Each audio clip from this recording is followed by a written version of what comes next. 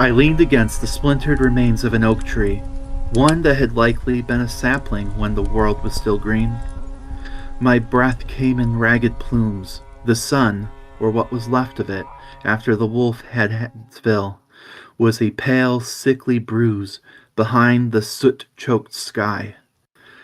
The Frimbold winter had finally broken, but it hadn't left a world behind. It had left a graveyard.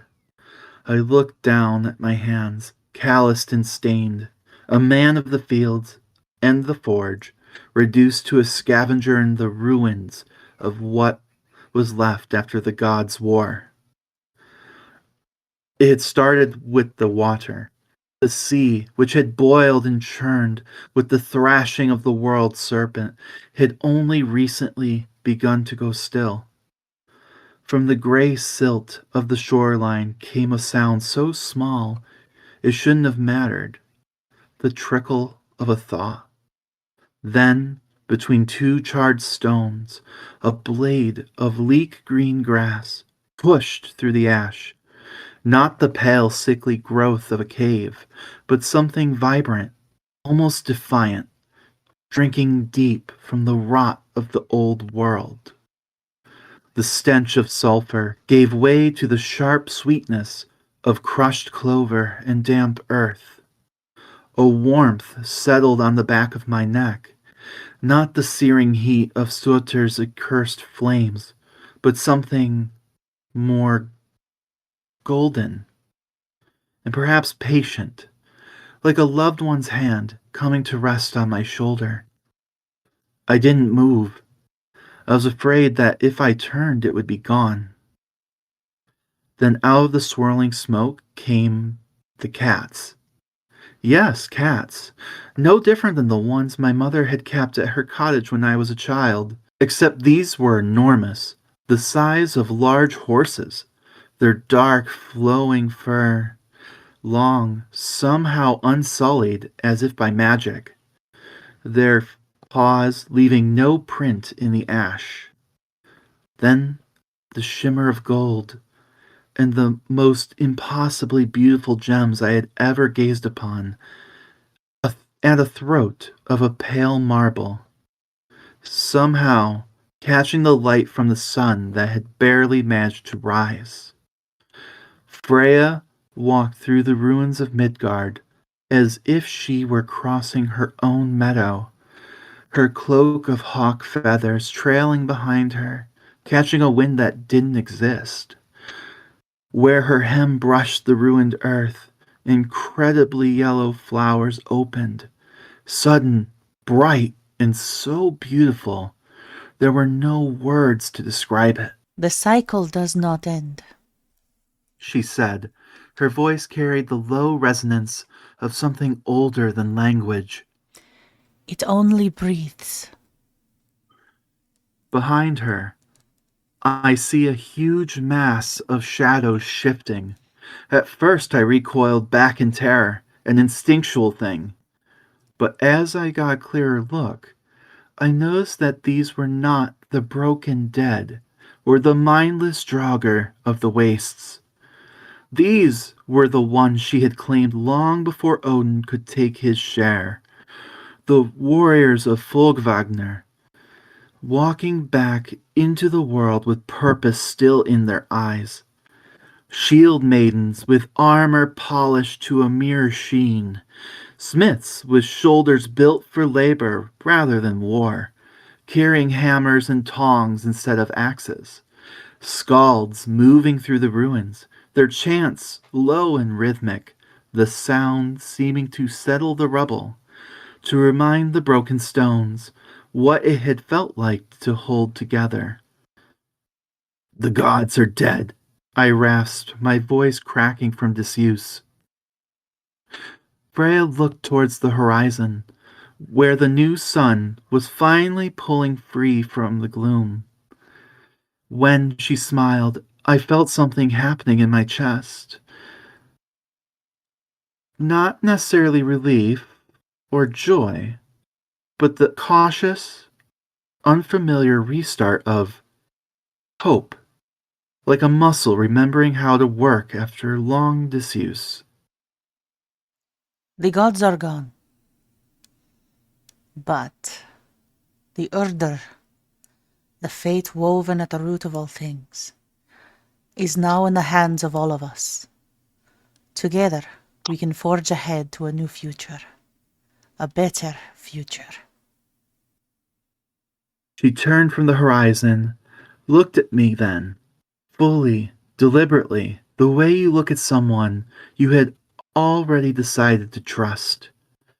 She extended her hand towards me, impossibly unsullied, imperfect against the ruin of everything around us. The world that was is ash and memory. She said. The world that comes will be built by those willing to build it. Pause. The new sun caught the brisigament and threw light across the broken ground like something being born. Will you join us, Leaf? I stared at her hand, the impossible yellow flowers still blooming in the wake of her steps, bright against the black charred earth, bobbing cheerfully in the breeze. Entirely unreasonable, entirely alive. Slowly, I reached out. I'm Brandon. And I'm Courtney, and welcome to the Time Travelers Club. So last week you may have noticed that we had to deviate from the normal narrative. Well, to be completely honest, that's because some crazy life stuff happened to me over the last week. It was honestly pretty brutal. I experienced a lot of issues at work, got into an accident, and then said work decided to lay me off out of nowhere. So now I'm unemployed, so that's great. So with all that going on, we weren't. Yeah, it was like like like 2 days. It Like, was bad. It was bad. It's just it's like somebody stacked up the dominoes against you and just like flick, and all of them fell down, and we're just like, Brandon, no. It's like, why? What is happening? Like, but and yeah, I'm one of those people too, like where I always internalize it, figure out like what did I do wrong, you know, um, and like I really didn't. No. For once, like I hate to say it like that, but for once, I'm like I really in all this going on, like I'm like I didn't do anything wrong. This was But not a you problem, but they made this a you problem. Yeah, it was just like between this, like, this accident, which I won't go into too many details with. But there was that. It wasn't my fault, but here we are. And then now with this whole job thing, and again, I could be petty. I won't be, so I won't say like anything. But yeah, it was very unfair what had happened. And it was based off of circumstances outside of my control, despite what at first they tried to say. Which, and on the one hand, sometimes when bad things happen, I blame myself. But like on the other hand, like I'm also a pretty confident person.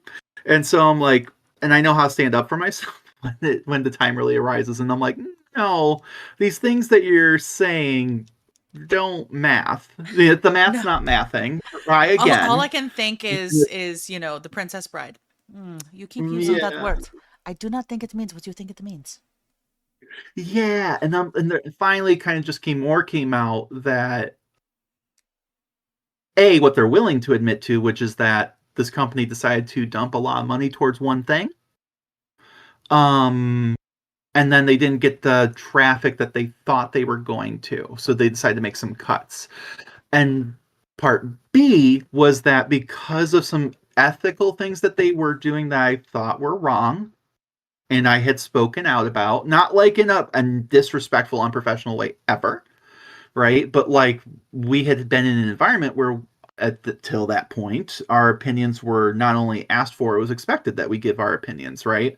Mm-hmm. So based off of my professional opinions, based off of my experience, Courtney's experience, because she actually, her company, what my company was doing was something that her company had tried and failed at. Mm-hmm. And they're like in the same vein, you know, direct competition to each other. But like, yeah, and I'm like, it didn't work for them 3 months after they opened. Why would you think this would work a week after? But long story short, I think that because I was speaking out against some of these decisions, um, and not in a just a moany, gripey way, but one that actually made sense, they got nervous. They're like, well, if we have to make cuts, let's cut him. Yeah. So, So yeah. yeah, a lot happened. A lot happened in a And very short amount of time. I hope you guys really did enjoy the Atlantis episode. We have mhm, the other parts of it on our Patreon. And we're brainstorming new things to put on there all the time. Obviously, it doesn't go with the main story arcs of what we're doing in the yeah. land of the free. But, But like, it's. yeah, but a lot of the times there are sometimes it's like we're in the middle of a topic and we're like, oh, this is like we come across something in the research and we're like, this would be cool, but it really doesn't go with the story we're doing. Mhm. You know, like when we were talking about like ancient winemaking, right? Yep. Like when we were talking about Dionysus and stuff, I'm like, it doesn't really contribute to the main arc. But like when And that you're learning season about was long Dionysus, enough you're coming. already. Yes.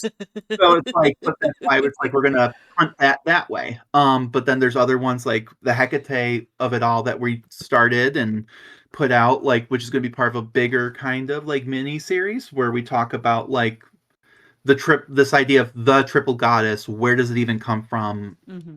Some of it's myth busting, literally, by telling you the actual ancient myths. You know, and things like that. Yep. So we're kind of doing like this mini series about like these triple goddesses that kind of get conflated, you know. Hmm. And some of them are they even triple goddesses, you know? But like which was just out of pocket that didn't really have anything to do with anything we're talking about right now. But we are somehow kind of linking it. Like this time around, this season, we're gonna work on trying doing the Norns, right? Who are Yes. very much in the vein of what we're talking about. Especially since when we think of like the fates, you know, if you've watched ye old Disney, which is Greek, I get that, but sometimes the Moray and the Norns kind of get like also weirdly conflated together. Well, But yeah. but like if you've ever watched Disney's Hercules, love OG one, probably the things that really imprinted on my love of myths and history as a child. Um, but yeah, no, like they're depicted quite like hags who wear robes and stuff like that. And a lot of times the Norns are also depicted that way. And when you read like Shakespeare's, like where they have like which we do a little cold open with Shakespeare at one point, but yeah, like those like witches, right, and Hecate, the triplet of it all, honestly remind me more of like how the Norns are like depicted at that point too. Um, you know, versus like the goddess being triple, like where it's like, Hmm. you know, young, you know, you got matron crone. This is like just three old hags and like weaving the destiny of the people, you know, in the story, Well, right? yes. But And that, my that's dears, only Norn all based. of that is for Patreon. Correct. So please, you know, if in this time of need, no, you know, but for real, like, there's some good stuff there. You know, we try to make it interesting. And I know Courtney's also working on a project where we go over the bloopers because if you think me in particular, the things that I say are unhinged, Oh, it gets worse. it's so bad. Uh, like And so nothing like yeah, where it's like I'm probably gonna release the blooper reels on Patreon just because they what the need to be fuck? behind a paywall for sure. They Also, you need yeah, to they know might need to be. context to like really get it. Um, But yeah, like it's not like I don't know. I would like to think it's not anything that's like canceled, like where I would get canceled, but like maybe I don't know. Sometimes I just say weird shit because of the ADHD of it all. Intrusive thoughts. Correct. Like baby eating, things like that. Pizzagate. Oh no. You're right. So if you feel like we've got serious stuff, we've got fun, lighthearted stuff, then we've got outrageous stuff that we're going to be putting on there. Where we're dumpster fires. So if you're interested and you feel bad for me in any way, that would be a good time to take a listen.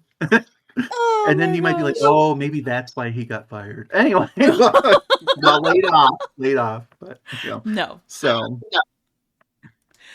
But that being said, with all of that being said, we probably do need a little bit of a recap from last time since it's been a couple of weeks now. So last time in Freyja Part 2, we went ahead and talked about some of the possible real-world origins to the mythology. Talked about the Proto-Indo-European cultures and how some of the myths, especially the ones involving the Vanir-Aesir War, were perhaps a sort of distant cultural memory of a real event. We also got into the Golvig of it all, and how she actually might just be Freyja under a different name, and how that really does change the narrative to a lot of the stories if she is. Golvig had been sent as sort of an ambassador to the Aesir, but Odin and his cronies had turned around and decided to torture and burn her 3 times in a row in order to punish her or learn her magical abilities. But like any good witch trial, they also decided to simultaneously accuse her of inspiring thoughts of greed in their own hearts rather than self-reflect. I'm sorry. All of this just makes me think of cover yourself up. Oh my god, the shoulders of it all. You're going and to just tempt men. and I don't think it's any secret at this point, like what we're like, I've been telling anyone who'll listen, we're kind of doing like a part 1, part 2 of this series. Where part 1 we're talking about like ancient German witchcraft and magic and like clearly what we're doing. But then part 2 is like we go and fast forward to the 16th and 17th century. Yeah. Like about 1,000 years later. And how it's changed the views of women and magic, but also how it hasn't and how that's a problem. And you can kind of see it here. Things Correct. I cheated on this woman because this lady's a witch. She inspired lust into my heart. Again, rather than self-reflect, to be like, maybe I'm just a piece of shit. Maybe I'm just thinking with my dick. Right. And But let's kill this lady for it. exactly. But with Golvig, that didn't kill her, right? In fact, it made her even more powerful, and she would go on to teach her ways of magic to all people that she could get to listen to her. She would then make a stunning comeback after the war as Freyja and decide to live in the very halls where those men had tried to burn her and failed. Then we talked about Otar and how he was super cool and all about Freyja without any expectation of sexual favor or reciprocation. And she adored him for that because she appreciated a man who respects women and doesn't expect anything in return for that. So she decided to help him with a dispute he had with his friend about his lineage. And when we say help, we mean she turned him into her mythological golden pig, rode him into, a cave with a witch who could help them, gaslit said witch, and then she immediately saw through the ruse, and then eventually was threatened with violence when she tried to poison poor pig Otar. And for all of that, he got something called memory ale, which allowed him to remember all of the lineage going back as far as the beginning of time, and presumably he won his bet. So this week, we are going to pick up where we left off and discuss more mythology that involves our girl, Freyja. All right, so this next story is primarily about the legendary king Halfr and his band of elite warriors. But the saga's opening act is a classic clash of gods, featuring a high stakes competition between Freyja and Odin. In this story, Freyja represents the fair and noble path of the domestic arts, which, ugh, I hate that, like, that last part, but, like, Why whatever. domestic? I don't know, but that's the way they described it. But, Gross. but like, we'll just say, I would like to just say fair and noble path. While Odin represents the deceptive, high-cost magic that ultimately leads to tragedy. I guess you could, if we were going to make like a fun like fantasy world depiction, it would be like she represents like practical magic, home witchery, things like that, and he represents like top tier magehood, where they're like, oh no, they've created like an abomination with blood magic because they were fucking around to find out, Okay, so just for the it sake really of fucking has around. it really has moral implications, and it is more Yeah. so like we're quite literally thinking the difference between a wise woman's hut and a mage tower where they're summoning demons. Yeah, I mean, and it's not always demons, right? But like, because you're doing these grand things, these experiments, like, and like experiments also kind of this negative connotation. I would say, imagine I'm like more of a Merlin-y, bad, not the perfect one, but I guess, but more Merlin-y Yeah. wizard, right? He's not always summoning demons, but he's not just like, typically he's not teaching people how to like make soup. Like No. he's not like, here's a really cool spell that helps you like clean everything and make like the world a better place. Or like, honestly, it reminds me a bit of Freyja. Like, if you've ever watched the anime Freyja, it's about an elf lady. One of her favorite spells is a spell that makes a field of flowers bloom. Mhm. Just for the joy, for the sake. It's like magic for the sake of magic, and for the sake of joy that it can bring, versus like most other mages, especially this other elf lady. They all have very German names too. She is like, that's a useless, stupid spell. Like, verse, like, and it's like these, but then like these spells that they're more into are like the things that demons end up using and shit. So it's like, Exactly.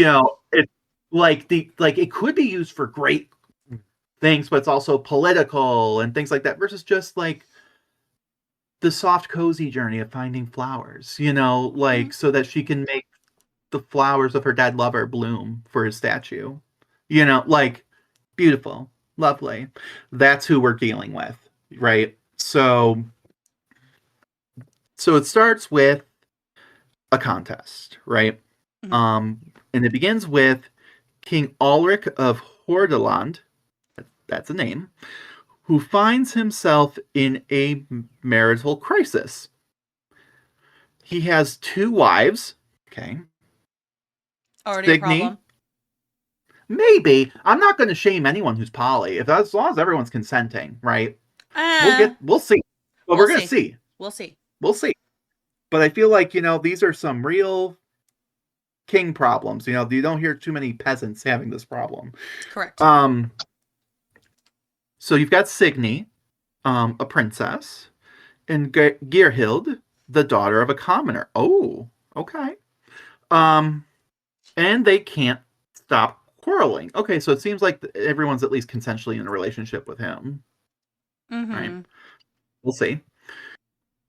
But he's unable to maintain peace in his hall, and Ulrich declares a contest.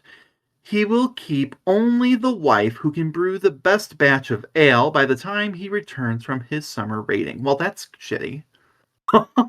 That's incredibly shitty. That's one, maybe just honestly therapy. Some couple. Well, I don't want to say couples, but like relationship counseling would be helpful. Mediation. What do I know? Maybe just pray to Freyja and be like, "Hey, I'm having these issues." It's literally her whole thing. Yeah, But it kind whatever. of is. It kind of is. Well, the 2 women turn to the divine for help. Signy, princess, prays to Freyja, the goddess of fertility, beauty, and the domestic sphere. Seems like a logical choice. Probably something Ulrich should have done. It seems like a choice. I also want to point out that The domestic sphere is not really what Freyja is over. That would be No, Frigg. I know, Greg. This is where like we remember when we talked about sometimes these roles get blurred, Yeah. right? The rules between Freyja and Frigg do get blurred. Um and this I Because like think is one of those Freya stories where can, they get mhm, conflated quite a bit. correct, and I'm sure if we dug, like there might be a story where it was Frigg and Odin, wife versus husband too. Like you could see Correct. that story play out too. But the source I read said Freya, so I'm like, we're just gonna roll with it. Because she is fertility, she is beauty. Hmm. She's more love, and when I think of love, I think of like both the act of falling in love with a person, but also like that maintenance of love, the acts of love, right? Yes. Which also includes sex, but um, but other things, right? Versus Frigg represents matrimony or marriage, which is different, right? Those Correct. are it's more legal, but also you know when you think of marriage, it's not just about love, right? It's also No, it's a maintaining. contract. It's Marriage a is a contract, contract. It is a business decision. but so when you love someone, right? Even if it's not marriage, like in a contractual basis, where even common law, right, where it just kind of Hmm. happened, there is a degree of like learning to compromise, learning each other's faults, how to deal with that, and that has it Hmm. comes from a place of love, but that doesn't mean you love those things about that person. Like it's so I feel Correct. it's like the act of living with each other versus the act of loving each other, Hmm. right? And I think those are two different distinctions, Correct. right? Because there's plenty of people who live with each other, learn to live with each other, and you're like, fuck, they should have gotten a divorce years ago, like, but Hmm. they're comfortable, so that would be marriage, and I'm not saying marriage is bad, wrong, like, you do you, Glen Coco, but like, right. So anyway, that being said, Signy prays to Freya. Seems like at least a decent choice, right? Hmm. Whatever. And we know Freya's usually a girl's girl. And then Geirhild, the commoner, who I kind of feel bad for this because I was rooting for her the moment I saw, oh, she's now a one percenter, but whatever, encounters a mysterious stranger named Hot. Hmm. Mm, So much like that Big Daddy Zeus, Odin likes to do this thing too. If you watch the kind of terrible, but I still watched it, because sometimes you watch trash TV, Vikings, um, it's even in there. It's even in there. So yeah. Um Odin does this thing where he likes to dress up in disguise, and no one seems to know it's him except they kind of know it's him. So don't ask me why he's in disguise. Um but his name is Hot, and she's like, "Oh, Odin, hi." And he's like, "No, Hot. Okay, Hot." She begs for his assistance, right? mm. Hmm. So we are already seeing where Freya, you can just come right up to her. Odin, it's like, oh, already starting in a place of almost like trickery. Like you can't Yes. ask directly. Right. Hmm. Keep that in mind. So Freya's involvement is the pure side of magic. Like I said, the joy of magic, right? Like Hmm. magic in its raw form. Neither good nor evil, right? But like also like I would like to say it lean in this story at least, it leans more towards like practical magic, right? Hmm. So she answers Signy's prayers and like a mentor relationship, right? Guides Signy on how to brew an ale that is refined and worthy of a queen. Okay. In the Norse storytelling, Freya often acts as the patron of the rightful or noble side, supporting the established order, which is honestly interesting, right? Because you would think that would be Odin, right? Sky Daddy King. But it's Yes interesting and that no. Freya already. But it's just interesting in this culture, right? Hmm. That Freya always represents the good, Hmm. and yet she's like not like the main. It's just interesting, that your main character doesn't have that energy. Correct. Interesting, and yet like she's not played up more than, and we'll see that she in a lot of stories, even when she's not the main character, is a pillar of almost every story. right? And everything revolves around her, weirdly enough, even if she's not the main character. So that being said, Odin, as Hot, plays a darker game. He agrees to help Geirhild, but his magic is visceral and costly. To make her yeast more potent, which I hated that sentence for some reason. Here we go again. He spits into the vat. I feel like this is a euphemism, but whatever. He spits in the vat. I had no idea that all these Germanic gods were so obsessed with spitting into things, but it's like a pack of llamas here. I don't know. Disgusting. It's weird that it pops up in one story, but it's popped up in a couple of them now. He then demands a terrible price. Because of course he does. He wants whatever is between the vat and her. A classic mythological riddle. So, okay. Freyja's just like, cool, I'll help you. Let me teach you how. That way you just have this knowledge, right?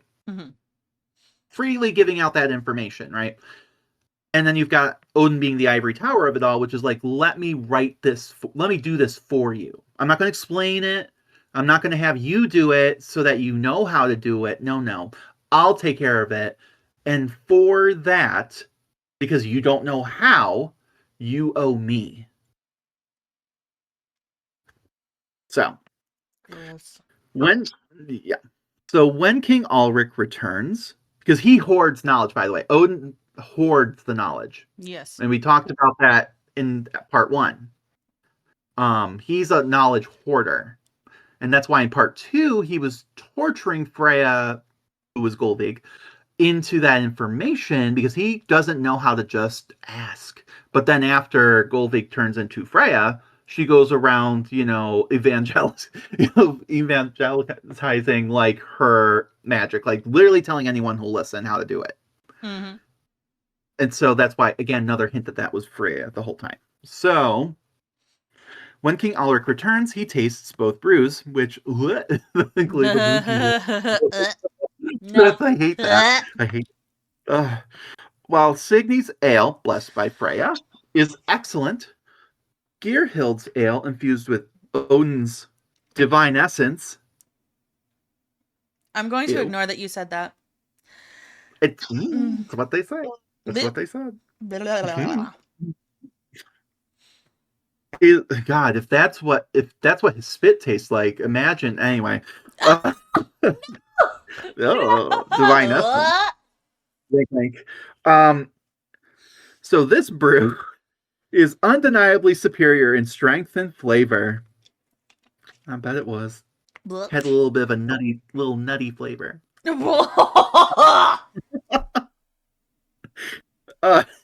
So Ulrich chooses Geirhild as his sole queen, which good for her, I guess. A little rags to riches story.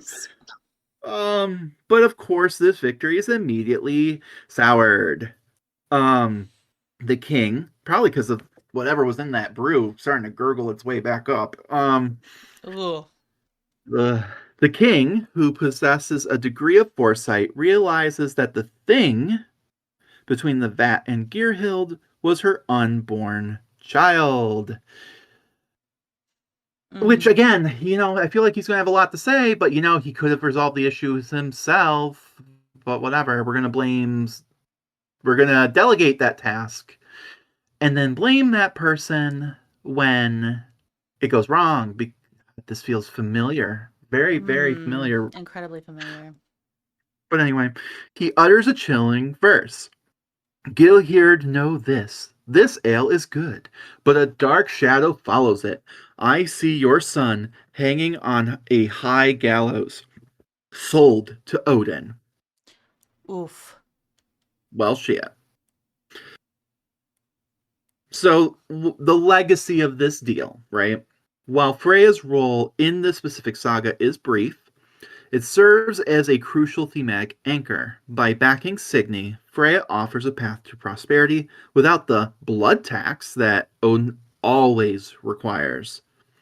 Literally blood magic. Anyway, Um, the son born of that Odin spiced ale. Buh. Buh. That boy was named Vikar, or Vikar, however you want to pronounce that. Vikar, who eventually became a great king, would ultimately indeed be sacrificed to Odin in a freak accidental quote, an accidental wink wink hanging, fulfilling the god's debt. Which, of course, very thematic, for Odin with the whole hanging of it all. Mm-hmm. But the idea that the knowledge cost was hanging oneself. Yeah. Right. The main hero of the saga, Halfir, is a descendant of this bloodline, a line defined by the tension between the martial glory of Odin and the refined, magical beauty represented by Freyja. And so why does this matter? For a historian, this story is a perfect example of how the Norse viewed their gods. Freyja is a goddess you pray to for a good year and a stable home, right? So domestic, yes, but also just like a good life. When you want peace and a happy life, and enjoy the beauty of this world, right? Mm-hmm. That's the person. Correct. And Odin is the god you pray to for a win. Even if that means destroying things, right? Mm-hmm. And so in doing so, he will eventually come to collect his debt in blood. So, and I would also argue, right, this is a good metaphor for sometimes it's okay to be ambitious. You don't have to settle for anything, but also know when life is good, man. Why why? Exactly. Why more? Why more? Because sometimes when you go, there's a point where you go too far, and it's then you start asking, was it worth it? Absolutely. Right? We see this throughout history. So even last season, stories where people could, if they had just been content with what they had, mm-hmm. they could have just lived good lives. But they wanted more for whatever reason. More power, more influence, more whatever. This and is they the didn't issue know I when have with Odin to begin with. Overall, with my experiences as a practitioner. Whoa. If you find yourself in the magical sphere, if you find yourself trying to commune, just practitioner to practitioner for just a second, there is a point where you are asking for things to tip the scale so much that it is like throwing a boulder into a lake. It has massive ripples that you do not know how far it goes. Odin is that boulder, and he will cause those ripples. It will affect you for longer than you expect. Well, even the environment, like the lake, pond, whatever, right? If you drop that boulder into a pond, that pond will never be the same. It could affect the entire ecosystem. Exactly. It can affect the flow of the water around it, and right. And I find it interesting too, because we're seeing a lot of these stories where Odin, it's there's a tax that must be paid, right, for his help, but also for his knowledge, but also in his own quest for a lot of this greater knowledge, he pays the ultimate blood tax. He does. The world ends because of it. Exactly. And he is willing to allow it to happen. He is willing to allow it to happen, so he has the pursuit.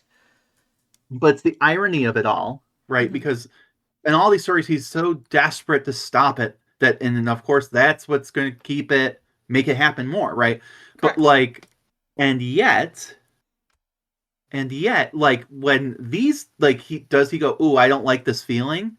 Maybe I shouldn't inflict that on other people." No. In fact, it's well, because I had to go through it, everyone else should feel that too. Exactly. And that also creates an environment where this is bound to happen. Yep. So it's interesting, like, and it's like there's this deeper lesson here, right? Which I find very interesting, especially when we're talking about the Germanic tribes, the Vikings of it all, where we get who are kind of notorious for going out a Viking, like, right? Never being content. But yet there's so many stories of like, people, because Viking is not Norse. Viking is a very specific group of people within a specific group of people. Well, a Right? Viking is a job. That's a job It's a title. job. That has nothing to do with ethnicity or Well, it's anything like also that. well, right, and like, but it gets we in modern, in particular, get that mixed up because the English just wrote like, oh, they call themselves Vikings, Mm-hmm. right? But like you said, it's technically it's an act, right?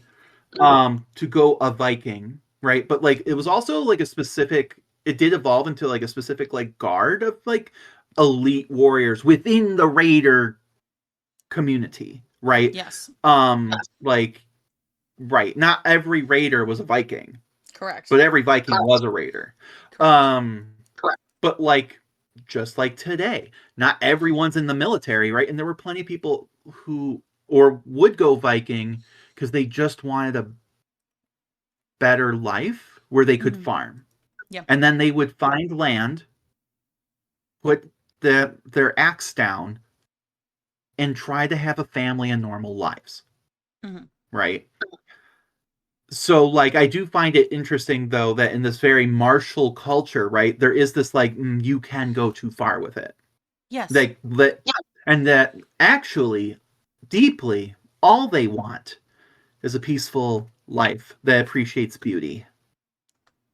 And I find that interesting because that seems to get lost.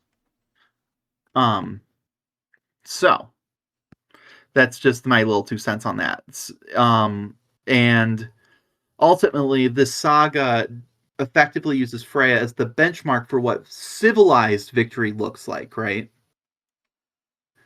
Contrasted against the chaotic, predatory nature of the Viking era success that leaves a legacy to this day. Correct. So for this next story and the one after it, we are about to get up to some real gender shenanigans. Again, proof that binary is not and has never been the only way. Correct. Yeah. Like the idea that you have boy and girl, and boys wear boy stuff and girls wear girl stuff. Right? I mean, again, Bullshit. heels were originally designed for men. Makeup was originally designed for men. Right. Like if women were caught wearing that stuff, they were harlots. Uh-huh. And part of the reason women were considered whores were like, oh, they're taking acts of dominance, which makes them masculine, which is problematic. Right. Like, so like what is right? It's always been messy. Always. Even the color pink was originally a masculine color. No, like oh my god, I remember this article from the 1930s. It's the most ridiculous thing. Pink is the color for little boys because it's the color of blood being washed out of white clothes. It's very red in general was very masculine. Women who wore red, the scarlet letter, right? Like, pink is just a shade of red. Like, so, right. Blue was usually considered blue in general was considered a lot for just like kids, period. Like light blues in particular, right? Powder blues, yeah. Powder blues, but powder blue for a long time was a very feminine color, right? Like the Marie Antoinette, like think Rococo, right? And you'll see in a lot of Rococo paintings, like, I mean, you'll see them flip flop, but like a lot of men wore pink and a lot of women wore blue. Like, so like really that whole today that comes from like marketing. Yes. It really does. From like the 40s, 50s. And that made such an impression on people that they just instinctively now go like, oh, pink is for girls and women and feminine. Barbie versus blue, which is masculine. Which is stupid. But color is color. Period. I like green. I mean, so weirdly, I was thinking that, like, it's like, and that's why a lot of people go with green because it's considered quote unquote gender neutral, but technically all colors are, Well, like yes. who cares? Exactly. And it's a hard thing for us to overcome, even if you know that, but I because know. of the brain. But Yay, societal yeah, so training. Ugh. yeah. So the story goes as follows. Thor wakes up one morning and his hammer is gone, which seems to happen way too often, especially when you're considering that he has the equivalent of a nuke that he just keeps misplacing. As you can imagine, this is already a catastrophe of the highest order. Mjolnir isn't just a weapon, it's the thing that stands between the gods and the giants, the great cosmic defense against chaos. Thor reaches for it and finds nothing. And the poem tells us that he shakes with rage, his beard bristling, groping around for what isn't there. It's actually slightly a comic image. The mightiest god in the Norse pantheon, red faced and patting his pockets. That is I funny. mean, he was there just yesterday. I feel like this is also a euphemism, but I don't know. Maybe I Indeed. always think everything's a euphemism. Just Well, saying. because a lot of the stories are a euphemism. So Just groping he. around can't it. Honey, where's the ketchup? Where it's always at. Look in the fridge. I can't find it. It's right there. No.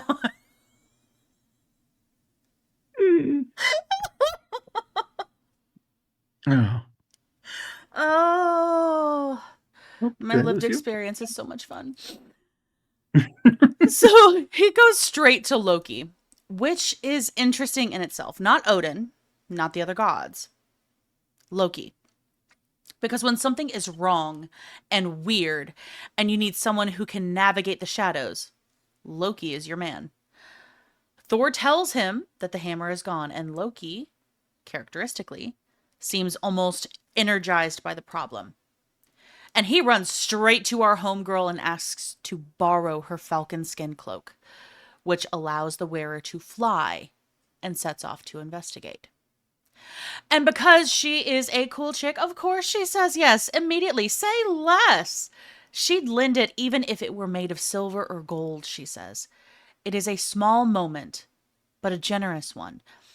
Freyja is established right away as someone with power and resources who deploys them willingly in the service of her community. The cloak itself is significant. It's hers, a marker of her agency in her particular kind of magic, shape-shifting, transformation, moving between worlds. These are Seether adjacent abilities, and they belong to her. Loki flies to Jotunheimer, the realm of the giants, and finds Thrym, a frost giant king, sitting on a hill, braiding his gold leashes for his dogs and trimming his horses' manes with every sign of smug satisfaction. Loki asks if he knows anything about a missing hammer. Thrym grins and says yes. He's buried it 8 leagues underground and he won't give it back unless he gets Freyja as his bride. Let's sit with that demand for a second because it is the engine of the whole poem. As we have already seen, Freyja is the most desirable being in the cosmos. This is stated repeatedly throughout Norse mythology. The giants are always trying to get their hands on her, and the gods are always refusing. She represents beauty, fertility, love, sexuality, and also a kind of sovereign feminine power that the giants covet, but can never legitimately possess. Something else I'd like to throw in there too, right? Because like in this way, it's I think on the surface level, it's like, oh, damsel in distress kind esque, right? Mm-hmm. But when we talked about her last time, right? What if again this is political? Mm-hmm. She's there as a hostage, quote unquote, right? Which we talked in depth about. Mm-hmm. But it's not just like a political prisoner, right? Like that means you also have to keep her safe. In Correct. or else it all falls apart. Your alliance falls apart, right? Like you have to keep her safe. You can't just have her marrying anyone, right? There's like she's too politically hot, right? Like it Mm-hmm. has to be like whoever she's with can't take her away, but also can't be too powerful, but also can't be too low. Yeah, so like there's a lot of that going on, right? Which is also why she's allowed a lot of her own agency. But also when I say allowed, it's not like they were ever going to be able to do anything about it anyway. But, Correct. with her kind of power, and they know that too. But yet it's also more than just that. She represents knowledge. Like whoever keeps her, like if you take her away, you could start a whole world war again. Maybe that's Mm-hmm. what you want. Or Indeed. maybe you get all the allies and the knowledge that comes with her. It's why Golvik was tortured.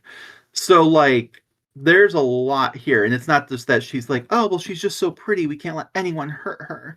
She's just so hot. It's like She's just no. so hot. It's like because if that's all it was, you're like, well, what do you mean it would be a disaster if someone had her? Because of who she is. Correct.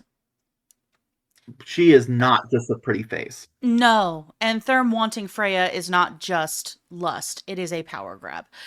It is a giant reaching for something that belongs to the ordered world of the gods and trying to pull it into chaos.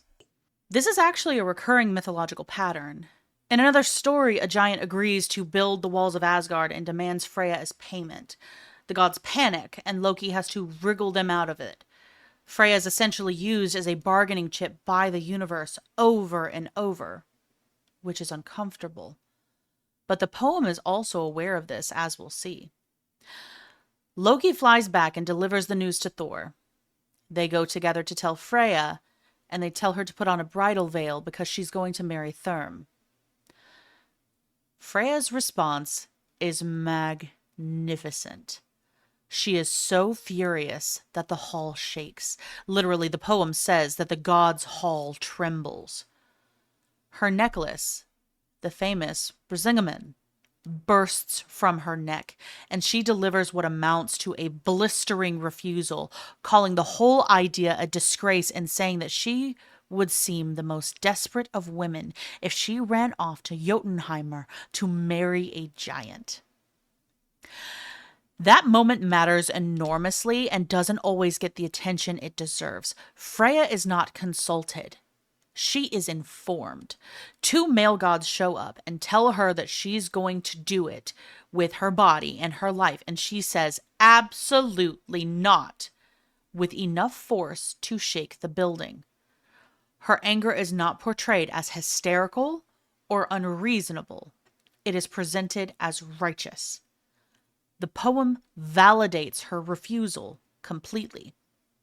Yeah, and if you think back to like the Greek of it all, right? Like how many stories did we have like that? Mm-hmm. I'll wait. There's not. In the few instances where you see a woman who doesn't just like Disney princess style throw herself onto the edge of her bed and cry into it, and like you get like say like Hera who goes absolutely the fuck not. She gets strapped to a fucking chair and tortured. Exactly. Like until she submits. Like no one's trying that bullshit here. They're like, okay, No. sorry. Like, Mm-hmm. like she's not one to fuck around. It's like it's almost like they forget. This also points to like this real world idea, like maybe these or like European people, right, would forget why they made a peace with the Danube like civilization. It's like, Mm-hmm. oh right, we didn't conquer them. We came to an agreement, and that's why. We forgot that they Correct. can be real scary. Mm-hmm. And then in a move that is either pragmatic genius or a spectacular failing of the gods, depending on how you read it, they simply don't make her go. They find another solution, which means Freyja's refusal actually works. She exercises agency and is respected. For a mythological transition that often treats her as a prize to be won or traded, this is notable. The gods call a council, a thing, a formal assembly, to figure out what to do. It's Heimdall who comes up with a plan, and it is deeply undignified. Dress Thor as the bride, which he deserves, okay? He deserves it for losing his right. fucking Why are we hammer. right? Why are we making? It's like, oh hey, um, my bro here lost his nuke again. So you have to pay the price for that? She's like, fuck you, I will. He got No. himself into it. How about he get himself out? How about that? I think the fuck not. Mm-hmm. So, put him in a dress and a veil. Hang Brisingamen around his neck, Freyja's great necklace, which is important. Tuck keys at his belt the way a Norse woman would wear them. Pad him out with jewelry. And send him to Jotunheimer as the fake Freyja. And Loki will go along dressed as a handmaid. So I have thoughts about this plan, okay? So, like, I'm just going to put this out there, right? If you're thinking of Chris Hemsworth, you're wrong. Thor is usually, at best, depicted as a very burly, bearded ginger. But he's also usually quite portly. Mm-hmm. Like, he got a beer gut, right? Like, Mm-hmm. just think of the biggest, burliest, beer-gutted man in your life, okay? No, he's built And like a barrel. He's not built like a tortilla chip. He's built like a barrel. He's he's a not even big like, burly oh, bear of a okay, man. it's like just the proportions of him, right? And it's not like, Yeah. oh, well, he's just like a very pretty man. No, like he just think of what Freya looks like, and it's like Mhm. the opposite. And I just think, yeah, this is gonna work. This is fine, of course, you know. And Mhm. he's very, Courtney. I'm pretty sure he's gonna take this well because he's known for being so reasonable, right? Oh, totally. So Thor's reaction is immediate and very on brand. He absolutely refuses. He says the gods will call him Arger. There's that word again. If he wears a bridal dress. He is genuinely more concerned about his masculine reputation than about getting his hammer back. God, this sounds so like contemporary. It's almost like Yeah. people in the real world, like politicians, are more worried about like what they'll look like or egos than actually doing the right thing. Even if that There means other you go. people die at their expense. Exactly. Hmm. Loki and the other gods talk him down by pointing out that without Mjolnir, the giants will take Asgard. The hammer is too important. Thor, grumbling, puts on the dress. Yes. Now, pause here because this is rich. This is rich with meaning. Thor in a dress, wearing Freyja's necklace, taking her place, is played for comedy and it is funny, but there is something deeper going on. Freyja's identity is being literally put on by someone else. Her most sacred possession, Brisingamen, is draped around Thor's neck as a costume piece. The femininity and sexuality that define her in the god's world are being worn as a disguise, a trick, a tool. And yet the disguise works because Freyja is so powerful and so desirable that even a giant can believe that this is her. Her reputation is so enormous that it creates the illusion. In a strange way, it's the gods borrowing her power to solve a problem, which is not entirely different from what Therm was trying to do by demanding her in the first place. The keys at Thor's belt are worth a mention too. In Norse society, a woman's keys were a symbol of her authority over the household. She controlled the storerooms, the resources, the domestic domain. It wasn't a trivial symbol. Putting those keys on Thor is dressing him not just as a woman, but as a woman of status and power. They arrive in Jotunheim with Therm. They arrive in Jotunheim and Therm is beside himself with excitement. He orders a feast and Thor proceeds to eat an entire ox, 8 salmon, and all the delicacies set aside for the women, washing it down with 3 barrels of mead. Might be why he has a larger corporate, larger figure. Potentially. Therm, Because, man, yeah. I was gonna say Ooh. these are the man. These are the guys I'm attracted to. Anyway, like her. Like, how are you Grr. doing? Hi. Keep me warm in the winter. But Therm is a little alarmed. He has never seen a bride eat like that. Loki, playing the handmaid. And I firmly believe Loki was hot. Loki was like, they absolutely were like, I go between genders all the time. I got you. The Chevalier d'Eon of it all. Like it's like Absolutely. one of those like those animes where you have that really pretty guy, like the pretty boy, and then like they're like, oh, he's so pretty. Let's put him in a dress. Then he's like the hottest lady there, and it's like, yeah, this is a very I This like is that. that's my head. This is my head canon. Absolutely. But Loki smoothly explains that the bride was so excited about the wedding that she hasn't eaten in 8 days. Therm, who is not the sharpest frost giant in Jotunheim, finds this completely satisfying. This guy's dumb. So when Therm... He dumb. When he leans over to kiss his bride and recoils from Thor's eyes, burning fierce and terrifying, Loki explains that she hasn't slept in 8 days either. She was so eager to get here. Therm accepts this too. You know what? No, Therm is not a dum-dum. He just is respectful of women. He's like, you know what? I get Respectful it. of women? No, he is not. Don't you dare. No, he's not. That's true. I mean, he did literally just like exactly.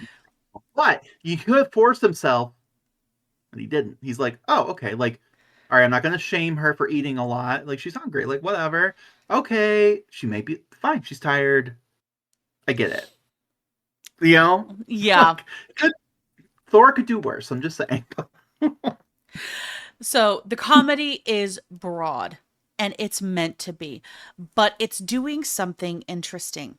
The disguise is paper thin, and it only works because Therm wants to believe. He wants Freyja so badly that he's willing to overlook the fact that his bride is clearly enormous and eats like a starving bear. Desire makes fools of people, even giant kings. There's a certain irony in the fact that his obsession with Freyja is exactly what makes him unable to see that she isn't there. Therm's sister shows up asking for bridal gifts. Gold rings, Freyja's favor. She's reaching for the same thing Therm is, just more transactionally. The whole giant family is trying to grab a piece of what Freyja represents.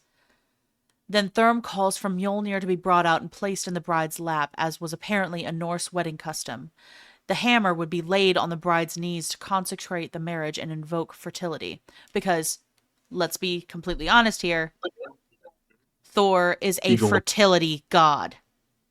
Well, the euphemism's right there. The euphemism is right there, but Thor is a fertility god.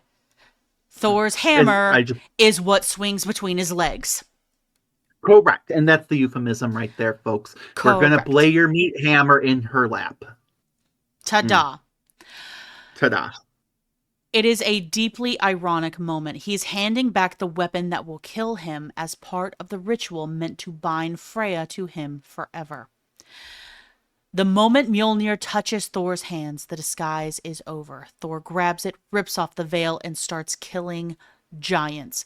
He kills Therm first, and then his sister, then apparently every other giant at the wedding feast. The poem ends abruptly and triumphantly. Thor has his hammer back. His manhood back. His manhood. Correct. So, I just want to take a minute to visualize that. Either Thor all of a sudden just like grabs his hammer and just, flexes and it like shreds from his body. Or, he is beating people's ass in the equivalent of a prom dress. It wouldn't even be a prom dress realistically. Well, I know. For the comedy of it all, yes. But would it be nicer clothes? Yes. No, well, I'm thinking for the comedy of it all, I didn't mean prom dress. You know those like it's been trendy the last couple years, especially weirdly enough for people who are like heavily pregnant and like getting a shotgun wedding, where they wear those like itty bitty dresses. like the short Yeah, ones. that doesn't. Yeah, And no. because he's so big, that's just all I'm thinking of. Is that's how Freyja's close to him. And he's been barely able to keep them on this whole time because they're like, so either he flex and it's just like, man nipples hanging out, or like he just literally is like in this dress, beer gut in this dress, cocktail looking dress, beating people's ass. Either way, it's hilarious. And not because Yeah. people wearing dresses is hilarious. It's just the situation of like this hyper masculinity and trying to prove how hyper masculine he is with his hammer. He's finally got his hard on. I mean, hammer back. Oh, he got And he's doing some best, Viagra. Yay, Thor! He got his Viagra. trying to prove his masculinity. All right. So, what does this all mean? What does this whole crazy story mean? Right. On the surface, this is a rollicking adventure story with just some great comic energy. But pull back the veil. Ah, ah. Anyway, pull that back a little bit, and the symbolic architecture is so. Like we were kind of saying earlier, Freya sits at the center of the whole story without ever leaving Asgard. The theft of the hammer and its recovery hinge entirely on her desirability, her possessions, her identity, her refusal. Mjolnir is recovered not through Thor's strength, but through Freya's power of being borrowed and deployed. But also, like, what, honestly, these guys came up with this wackadoodle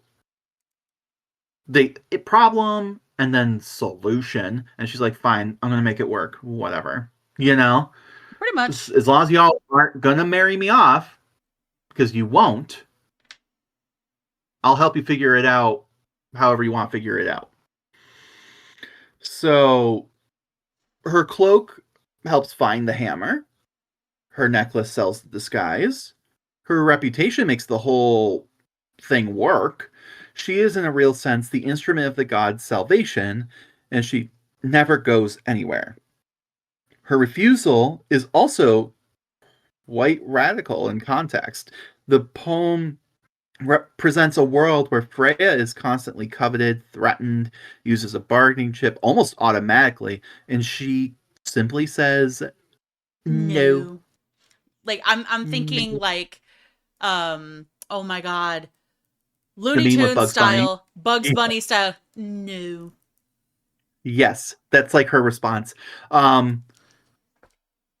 Also, we get to see for a moment she's terrifying. Like Thor, to get that same level of like, okay, calm down, Thor. He has to literally like thrash and beat shit and lose, like, break stuff. She just goes, no, and the whole, absolutely not, and the whole room shakes and everyone's okay.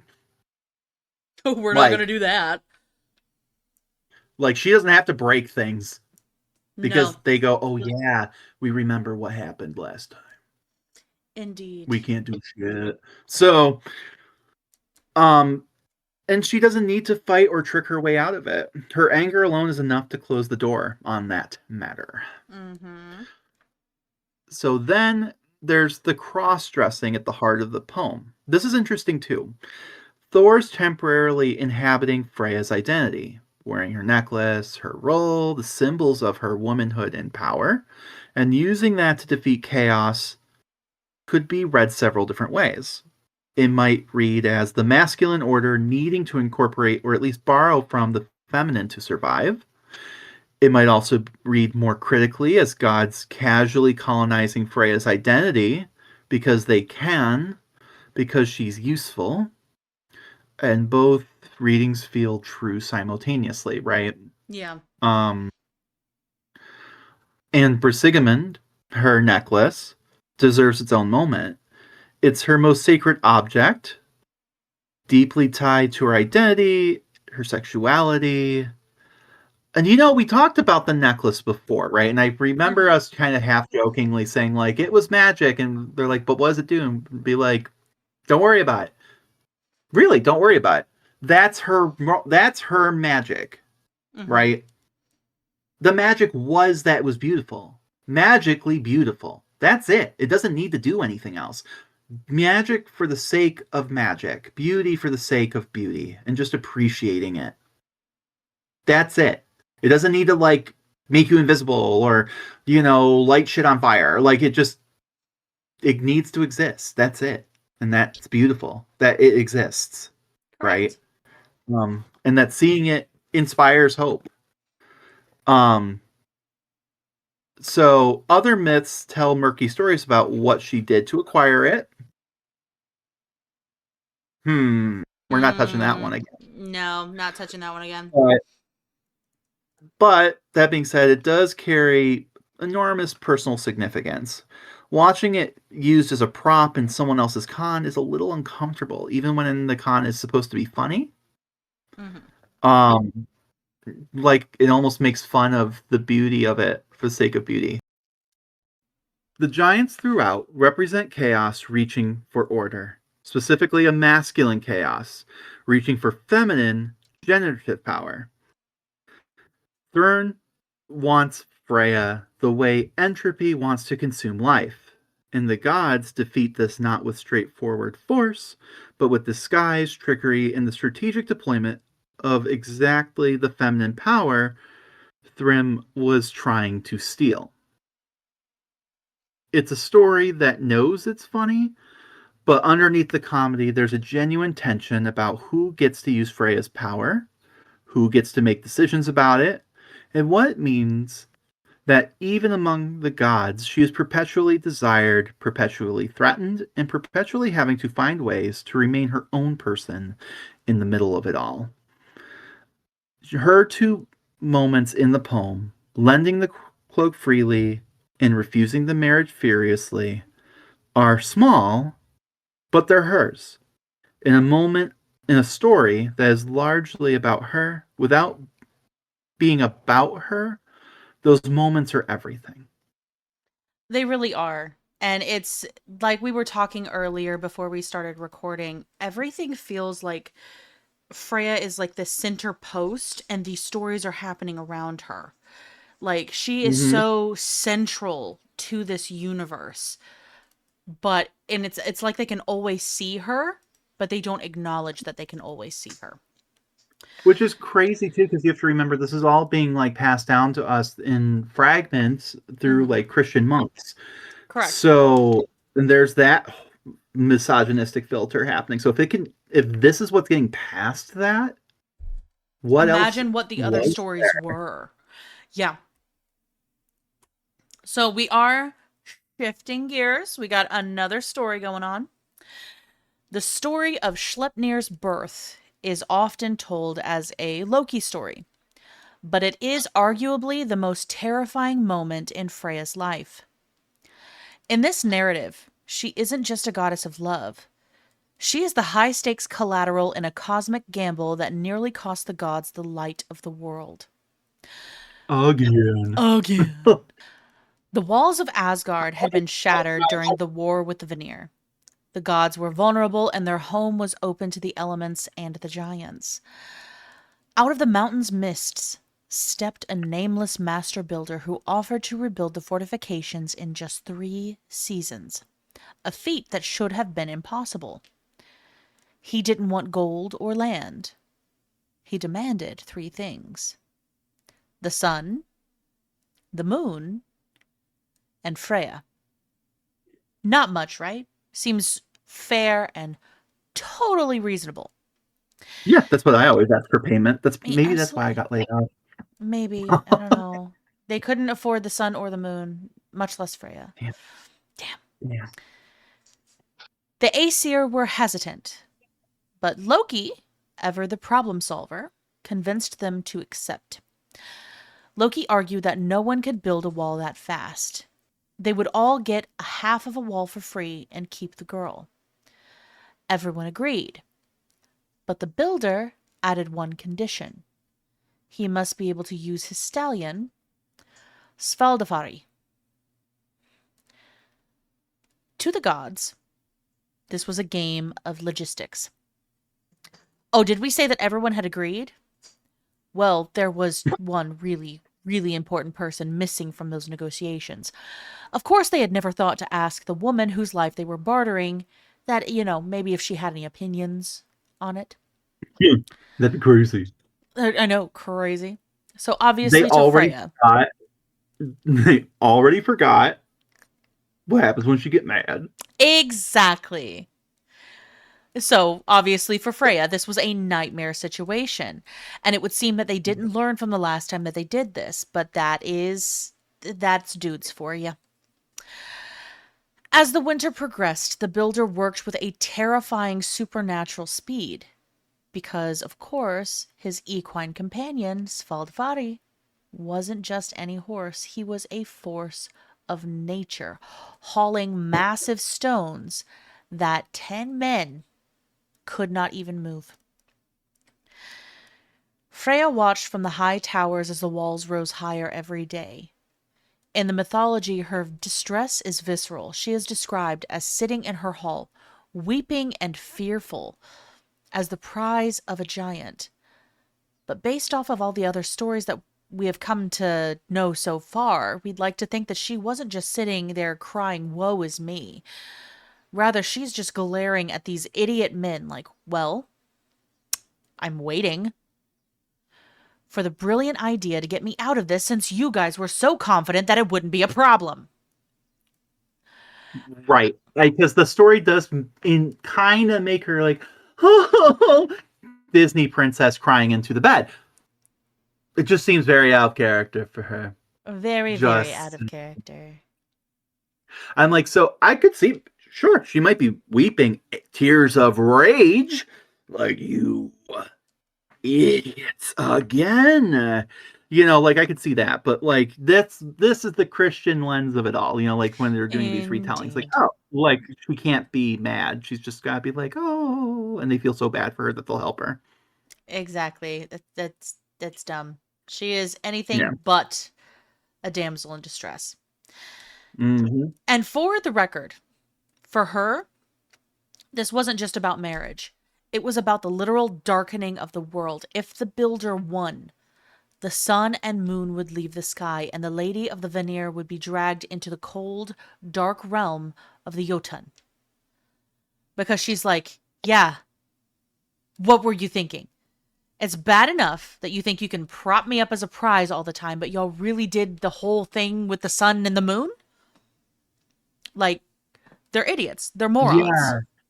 Well, and the thing is too, like they're building these walls, right? And it's like, okay, well, they're trying to keep the giants out, right? Well, Mm-hmm. this giant is helping them build it. Correct. So that can be it. So what are they Indeed. building these walls for? Right? Exactly. And like they don't really specify. They kind of imply, oh, it's to keep the giants out. Uh-huh. And yet you're employing a giant? Of Like who course. clearly has some kind of important role? Like he wouldn't just tell his brethren how he built the walls or installed a weakness in them in case his brethren ever want to, so like to me this screams like, oh, they lost that war, well, came to a stalemate, and they're maybe trying to prep for that again. Potentially. So, And yeah. yeah. 3 days before the deadline, only the gateway remained unbuilt. The sun was still in the sky, and Freyja was still in Asgard. But the gods realized that they were about to lose everything. And then they did what the gods always did when things went wrong. They turned to Loki because they have to have their controlled chaos. Loki is the controlled chaos. Which, it's kind of weird that they keep turning to the two people who are the most anti masculine warrior types in their group to solve all of their problems. Mm-hmm. But of course, instead of valuing this asset on their team, they instead threatened Loki with a slow, painful death if they didn't find a way to sabotage the builder. Because the bigotry of it all. Loki, realizing their life and the light of the world depended on it, hatched a plan that only they would be willing to execute. Which, to be fair, they should do because they are the one who got everyone into this mess, but no one else, was exactly coming up with any ideas. It's like asking the whole room if they have any ideas, and then one person answers and they go for it just so that if something goes wrong, they can blame that person. And Freyja was never in the room to give her opinion because if she had, I'm sure it would have been a good solution. And probably wouldn't involve the sun and the moon Correct. and her body. Correct. That night, as the builder led Svaldvari out to haul the final stones, a beautiful, shimmering mare emerged from the woods. She whinnied, she pranced, and caught the stallion's eye. Svaldvari, driven by instinct, snapped his reins and chased the mare deep into the deep forest. The builder spent the entire night trying to catch his horse, but the mare was too fast and too clever. And by the time the sun rose, the deadline had passed. The wall was unfinished, and the builder flew into a giant's rage, revealing his true identity as a mountain giant. Thor, who had been away hammering giants, arrived just in time to settle the bill with Mjolnir. Freyja was safe. The sun remained in the sky. The moon continued its cycle. But Loki was missing for months. And when they finally returned to Asgard, they weren't alone. They were leading a strange, gray, 8-legged colt. That's right! That super sexy mare was, in fact, Loki themselves. And yes, I feel like at this point we can use different pronouns for the person who just turned into a lady horse and gave birth to an 8-legged immortal horse that can talk. Like, at this point, we can agree that they are at least non-binary. Yeah, like, I mean, they also were a handmaiden in the last tale. Yeah. And no qualms with it. Like, they didn't, like, they're like, bet, no hesitation. Like, yeah, I'm the handmaiden. Yeah. And then Indeed. I'm also the hot one. Don't worry about it. So this cute little horse with as many legs as a spider was Sleipnir, the offspring of Svaldvari and Loki in their male form, in their mare form. And for a kind of messed up plot twist, Loki presented the horse, who we have to remember was in fact the child they had just birthed, to Odin as a gift. Perhaps as a way to distract everyone from the extremely awkward circumstances of the horse's conception. I mean, this is taking Brony to a whole new level, right? That is terrible. But I mean, Brony implying masculine here. But I'm like, it's just like I don't have a good one for a non-binary one. So like, but it's giving that energy. Like it's like horseplay taken to all new extremes. Yeah. Did you have to? Oh no. Are you still there? Yeah. I'm still here. You are. Okay. She's just dying. Don't worry about it. I was like, oh, did I lose something? No, you didn't lose me. Just, Jesus, I was not prepared for the, like, for Pink Pony Club. Member 1 Loki. Yes. Also, the idea of like a horse with like legs, like to me feels more like Nightmare Fuel, but whatever. Too many legs. But anyway, so let's look at this from an art historical perspective, right? Interestingly, this story is one of the most frequently depicted in early Norse art. On the Ardé image stones in Gotland, not Scotland, Gotland, you can see depictions of the 8-legged horse and the walls of Asgard. For an art historian, the story of Sleipnir's birth is a masterclass in liminality. Loki crosses the line between male and female, between God and animal. Sleipnir crosses the line between the world of the living and the world of the dead. as he is the only horse that can carry Odin to hell.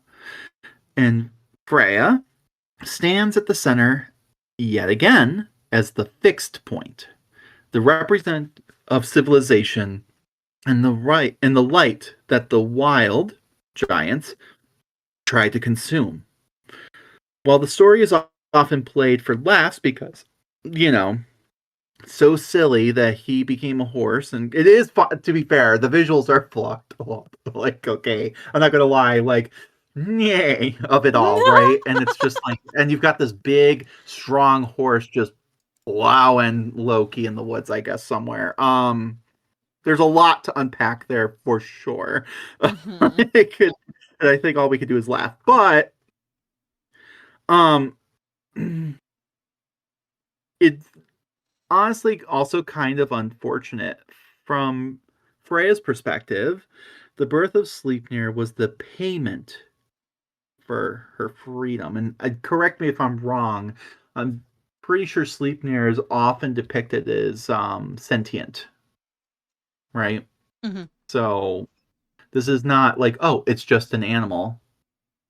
Which I don't know how to unpack that either. And just like the idea of like some humanoid giving birth to an animal, right? Like to your pet, that's also weird. But if it's not, then the alternative is that this is a sentient being and you sold your baby into slavery. Correct. And that's the part that I'm just like, Loki, why? And like this is actually again like a nod towards some of these cultures, which they would sometimes do. If Mhm. you were in debt or trying to get out of a bind, sometimes you sold your children. This is a brutal world, unfortunately. A brutal time, Mhm. and it's not all lovely huts and herbs and strolling through the forest. No, very much Sometimes not. sometimes you're a horse and you get plowed by another horse, and then you give birth to an eight-legged horse, and then you sell that child that's also sentient, and you sell that child into slavery. That is just a series of unfortunate events. That's a sentence I didn't think I would ever say. I wish you didn't So, have to. but now it's in everyone's minds. So, let's move on from that horrible thought. Um, so this next story also involves Loki. And it's a story literally called the Loka Senna, right? And in this story, it would seem that they are just about tired of being the literal, this redhead stepchild of it all. Totally can relate. Indeed. I get it. I get it, Loki. I get it. In fact, the trouble starts before Loki even opens their mouth. Aegir, the great god of the sea, has thrown a feast for the gods. A lavish, glittering affair in his hall beneath the waves. That seems lovely. It's It does. giving like Little Mermaid vibes. A little bit. Like, yeah. I'm imagining the opening scene. The mead flows, the gods are in good spirits, and Aegir's servants, Firmafen and Eldir, are receiving compliments from all sides about how well they're managing the whole thing. This apparently irritates Loki beyond endurance, and in a fit of pique, he kills Firmathen outright. Right there. Why? I don't know. I don't even know why Loki's mad. It's just mad. Hmm. Anyway, like there was nothing about it that said like, oh well, Loki helped, and they weren't getting like appreciated or anything, or like, oh, they were just jealous. It's just like they were annoyed, and then they killed Finnegan. That's rude. Loki, that's rude. So the gods, understandably this time, were horrified and drive them out into the woods. Which I'm like, oh, last time they went into the woods, they got pregnant. Don't do that. Anyway, so, but Loki doesn't stay gone. They come back. Loki finds Eldir outside the hall and asks what the gods are talking about in there. I would be real nervous of Eldir at this point. But Eldir Mm-hmm. tells them the gods are talking about weapons and warfare, and that nobody inside has a good word to say about Loki. Loki shrugs this off and announces they are going in anyway to mix the mead with malice. Eldir warns them that if they go in throwing insults, they'll throw them right back, and Loki essentially says, good. My thought on this is maybe the reason Loki's pissed, right, and it's just not said, right, Mm-hmm. is think about all these stories we've talked so far this episode where Loki bails everyone out and no Mm-hmm. one appreciates them. Yeah. Yet these people throw a little dinner party and they get all the praises on earth. That doesn't mean you go killing people. Bad, Loki, No. bad. Very bad, But Loki. But Loki literally took horse dick for all of you and got knocked up. Loki took horse stick for you. Like, where's their parade? Oh And my god. we always talk shit about Loki, including probably the horse dick. But like, Loki's like, y'all aren't squeaky clean either, and that's where we're going in. That's what she said. That. That's what she said. That's what they said.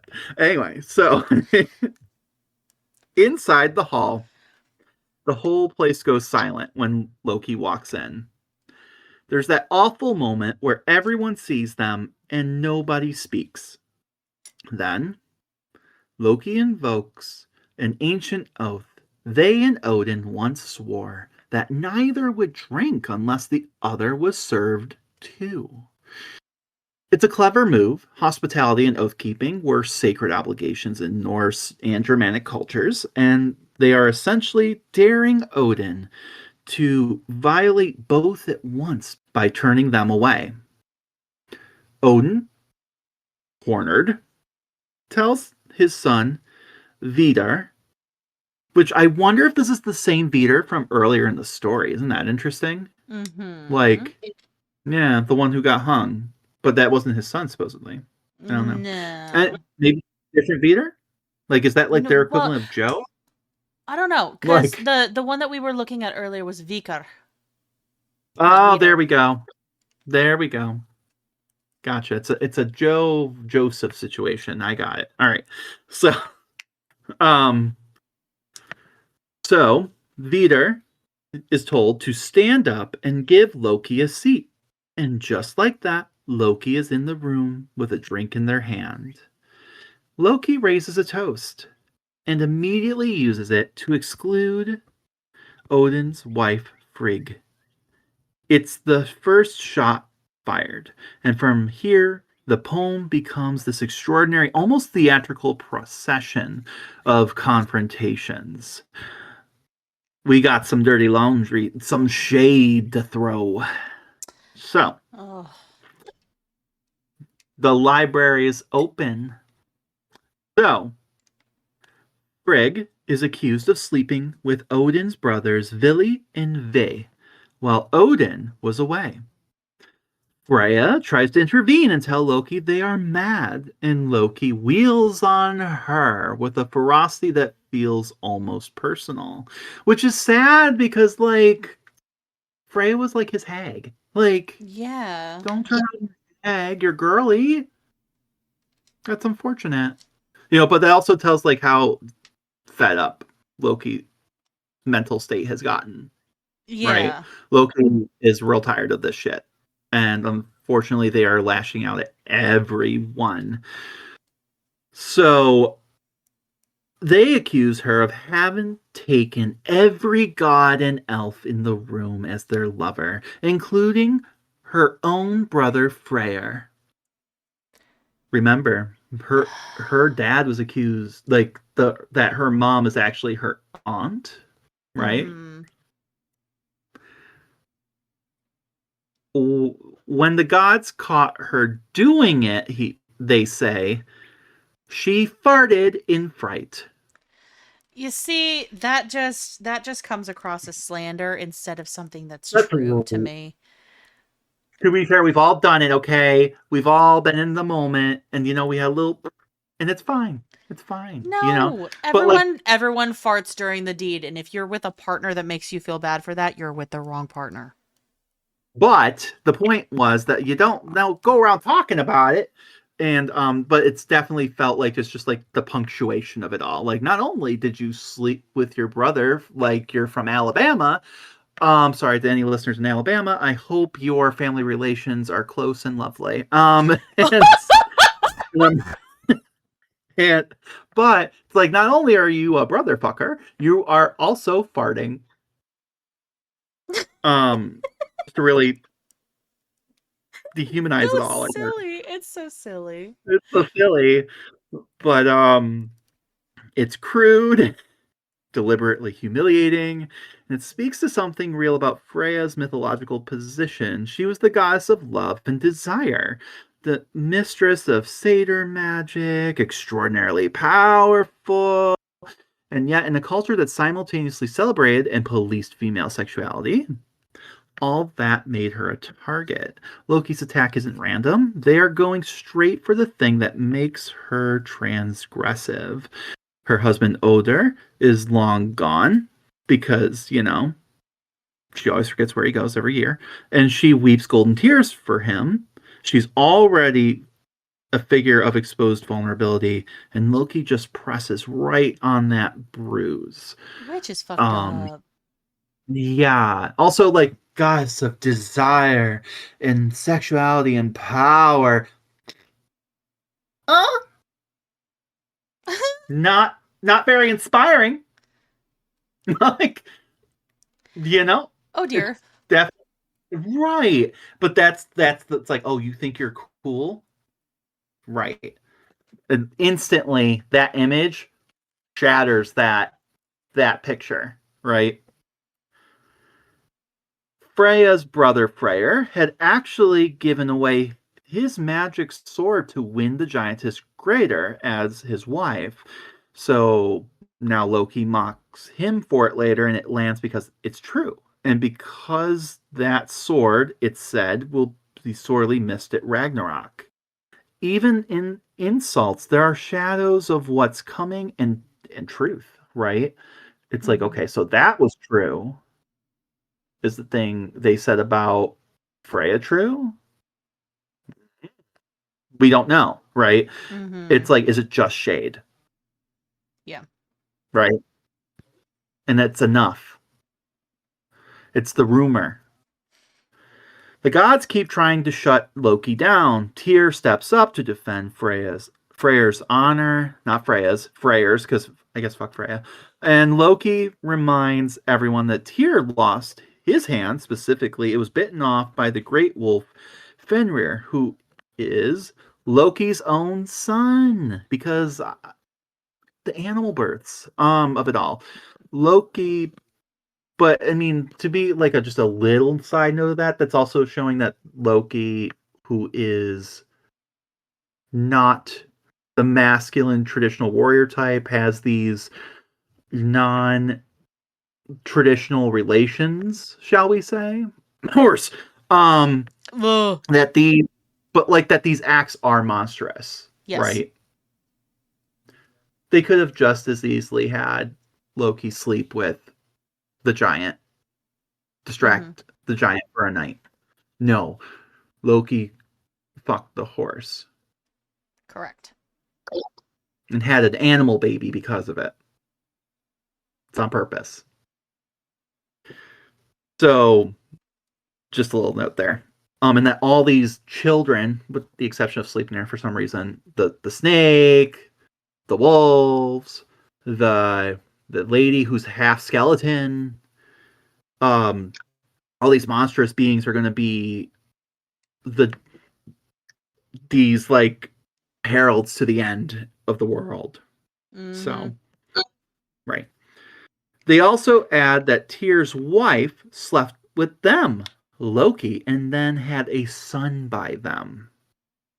So then we're seeing that moment too, that Loki, when Loki is assuming a masculine role, It's totally fine that their child is the product of an affair and lies. That's fine. You can have a normal child, son, even by them. That. But, Um so Tyr has no real comeback to this though. Then one of the poem's most explosive moments. Odin tries to shut things down, and Loki turns on him directly. They accuse Odin of practicing Seder. Ooh. So, yeah. This needs a moment to land properly. Seder, as we've discussed, was the great magic of prophecy, fate manipulation, and it was pretty exclusively Freyja's domain. She was its mistress, and according to some sources, she taught it to Odin. But Seder carried a deep cultural stigma for men. Practicing it was thought to be inherently feminizing, putting the practitioner in a passive, receptive position, bottom, that Norse culture considered shameful for a man. This comes from the pie of it all, because you see this with the Greeks and the Romans, like it's cool if you're a top, not cool if you're a bottom. Correct. And that includes heterosexual relationships. If your woman mounts you or you gave her oral, you were in fact now a woman and she was penetrating you. So, yeah. No acts of service here for your lady. This word, so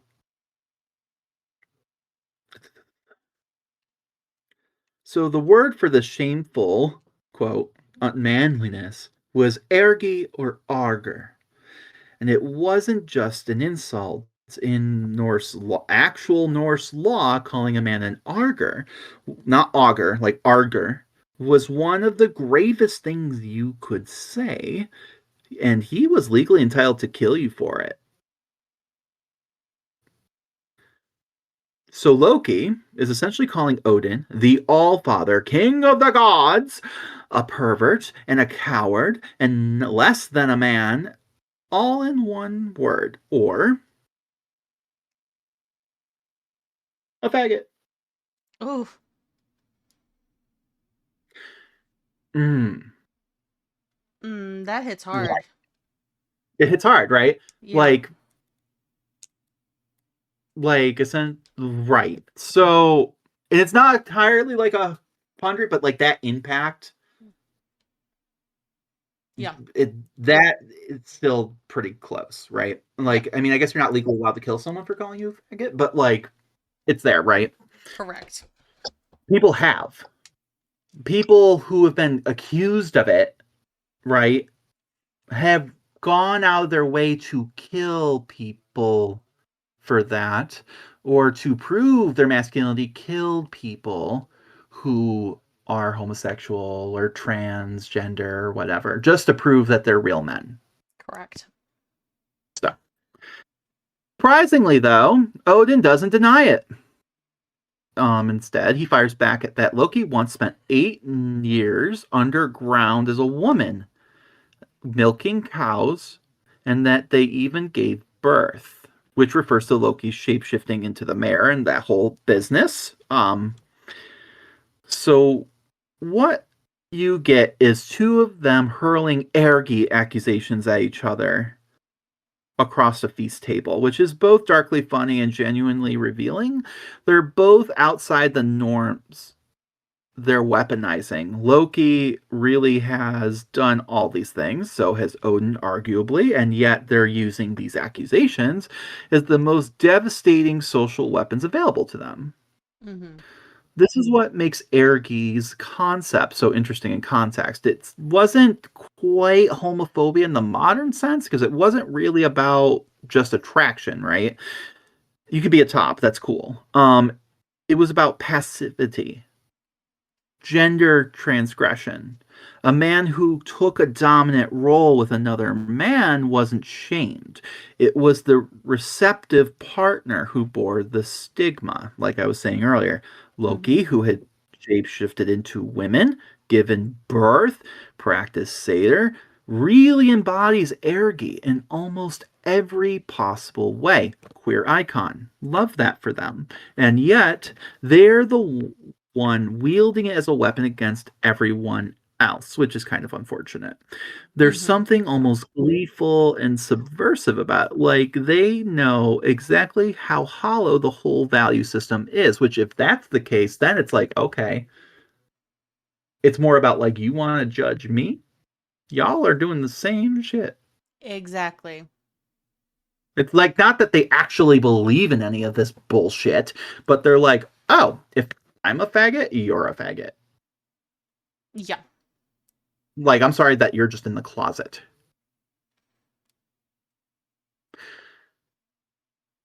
And that's again an interesting parallel, because we think about that, like, again, they do all these things to help, and then every time they get screwed over, or it gets painted as like, oh, they're just manipulating, and no thanks are given. But then people could just throw a dinner party, and it's like they get all the praise in the world, and it's petty, but yes, but like, right.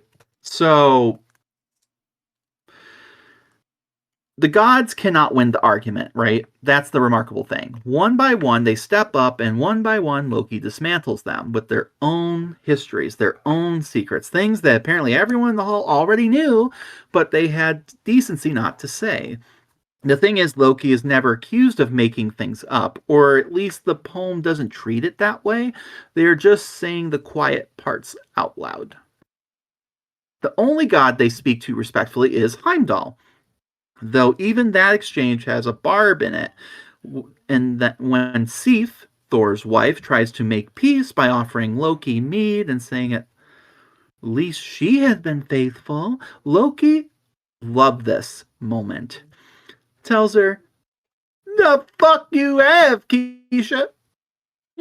Loki's like, the fuck you have? And tells her she hasn't. And they've slept with her too. Like, what you talking about, girl? Who you? What? Thor, I banged your wife. So, which is a bold choice, because by this Very point, bold choice. ends it. It's not a better argument. It's Thor walking up in with Mjolnir, because Thor's not going to Yeah. argue, I guess. Normally I think that's annoying, but honestly, rock on. Deserved. At least Yeah. it ended the argument at this point. Mm-hmm. I don't want the story moral being like, as long as you hit something really hard, people shut up. But anyway, it's a telling end, though. The gods can't beat Loki with words because they are right. Loki is right, or at least right enough. They can only beat Loki, representing truth, with force. And even as they walk out the door, Loki is still winning the argument.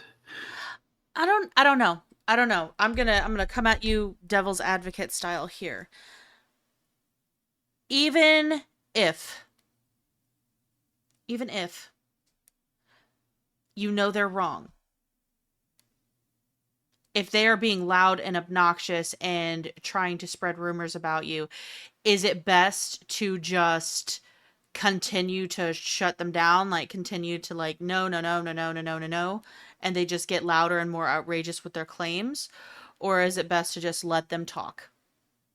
And I agree. I'm not saying violence was ever the answer here. The point is that when they try to like argue, Mm-hmm. it's like the idea that Loki is always like the god of mischief and trickery, which implies lying. And it's like, apparently not every, no, and and and I don't that's love that. yeah. But like, and it's like the idea of that, like when the truth sometimes comes out, like the real lesson would be, we hear you, you're right.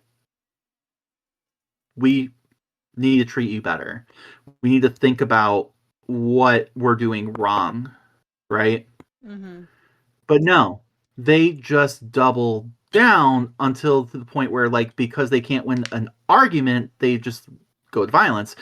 And arguably, this all leads to Ragnarok, the Mm-hmm. war, the end of the world. And it's like almost implying, like, if you just admitted like if you were willing to listen and actually talk it out, properly talk it out, right? Then maybe a lot of this shit could have, like, a lot of things can be avoided. War, the end of the world, I guess. Like a Mm-hmm. lot of it could have been avoided, but they don't want to or know how. Mm-hmm. Um, so they can only it's not, and it's, even then, like it's not really beating truth. Truth eventually comes out. Truth Correct. eventually has because truth you can't undo it. You can't bottle it back up, right? You can pretend it didn't wasn't said, but that's about it. Mm-hmm. So, and it's complicated too because of Freya, right? Mm-hmm. Like I don't want any of that to be true, but it could also just be like this idea that yeah, she had agency and maybe she did sleep with everyone in the room. Again, rock on, right? Yeah. Like rock on, It could be an right? agency But thing, like, it could be slander. And because of the but way that it's stated, we don't know. and the thing is like we'll assume truth, right? And we're not going to shame her for it. We love that for her, right? That it's more for Loki's perspective that they're like, look, how come I have partners in these relationships and I get shamed, but they can sleep with everyone in the fucking room, including their brother, and it's fine.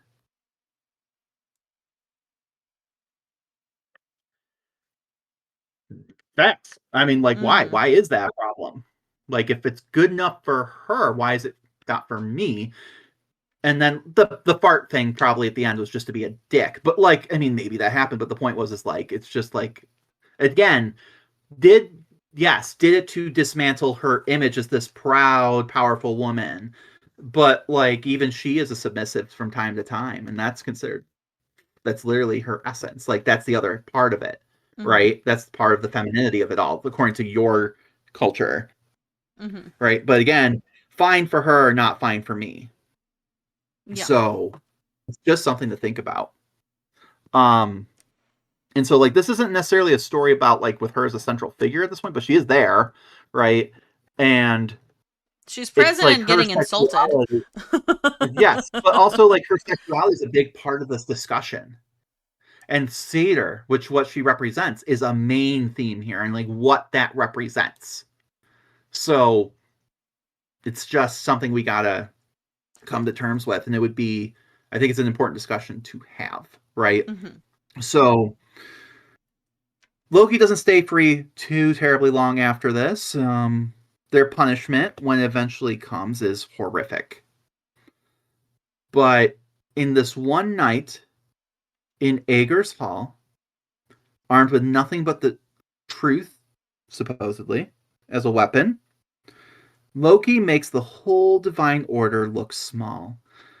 And so Freya's part in the story is small, but like we've discussed already before, it has a lot of good talking points. Um, it brings out the values and customs found in this culture that we've been diving into: masculinity, femininity, sexuality, gender roles. What does that all mean? Mm-hmm. And also in many Western culture, including English and American cultures, which we are descendants of, both Mm-hmm. through the Anglo-Saxons of it all, the Romans of it all, and then of course the Vikings of it, of it all, Danelaw, right?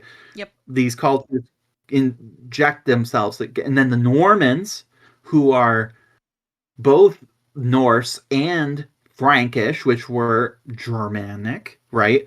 Mm-hmm. Um, all of these, right? We are descendants of, and we can see a vein culturally, anyway, and we can see a vein of a lot of this today. So it's a great look at where a lot of these concepts and like come from. Yeah.